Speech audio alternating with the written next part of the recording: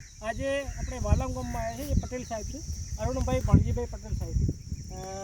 સાહેબ R four retired sir, અત્યારે America shift થાય છે. એમને જે મેંગોનું પ્લાન્ટેશન કર્યું છે, સાહેબ થોડી માહિતી આપો તો હું કયો કયા ટાઈમ આવવા જોઈએ, શું કેરિંગ રાખવી જોઈએ?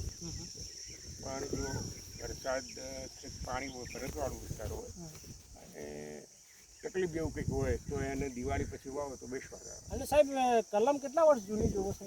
1 year old good. અને વાવતી વખતે શું તકેદારી રાખી? વાવતી વખત ફૂટ બાય ફૂટ એટલે 1.5 by 2 ફૂટનો ખાડો કરી અંદર બેસતી અથવા કોઈ જંતુનાશક દવા નાખી બરાબર. વાવેતર કરવામાં. બીજું કોઈ મેંગો બીજી કોઈ સાહેબ તકેદારી પછી કોઈ તમે કોપર સલ્ફેટનું કહેતા હતા? હા, કોપર જો ફૂગનો પ્રશ્ન હોય તો કોપર સલ્ફેટ અને મેંગો છે. બરાબર. અને CO3 તમે ચૂનો આ ત્રણનું મિશ્રણ કરી અને થડની અંદર પેસ્ટ બનાવી. બરાબર. કે જેનાથી થડ ફાટે નહીં અને આની જે બેક્ટેરિયા છે દરિયો કે દેખાય ને ફૂગના એ લાગે નહીં અને વરસાદના પાણીની સાથે જમીનમાં જાય, જમીનમાં પણ ફાયદો કરે. જે બને જેટલી વર્ષમાં 2-3 વાર પેસ્ટ લગાવો. બરાબર. સાહેબ તમે કેટલા વીઘાનું વાવેતર કર્યું? 8 એકર કર્યો છે. વચ્ચે મેં કપાસનું વાવેતર કરી છે, પ્લસ છેડે આપણે શાકનું વાવેતર કર્યું.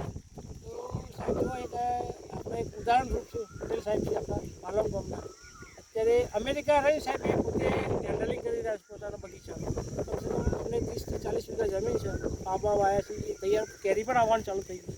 એક માર્ગદર્શન છે. તો ખેડૂત મિત્રો તમે પણ એક વિસનગર તાલુકાનું ગામ છે વાલમ ગામ, એ પટેલ સાહેબ અરુણભાઈ ભણજીભાઈ તેમના ખેતરમાં વિઝિટ કરી શકો અને તમે પણ એવું નવું ડેવલપ કરી શકો છો. ઓકે સાહેબ, થેન્ક યુ, ધન્યવાદ તમારો ખૂબ ખૂબ.